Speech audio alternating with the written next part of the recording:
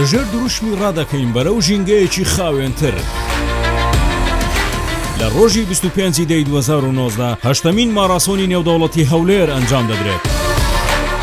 هەموو چین و توێژەکان و گەورە و بچووک دەتوانن لەگەڵمان بەشدار بن. هەر ئێستا دەتوانن ناوی خۆتان تۆمار بکەن. بەشدار بە لە ماراسۆنی نێودەوڵەتی هەولێر و خەڵات و دیاری ببەوە. ماراسۆنی 42 کیلۆمەتر براوەکان خەڵات و دیاری وەردەگرن. ڕاکردنی 12 کیلۆمەتر براوەکان خەڵات و دیاری وەردەگرن. ڕاکردنی 4 کیلۆمەتر ئەم ڕاکردنە بۆ خۆشی و تەندروستیە و هیچ خەڵات و دیارێکی تێدا نیە.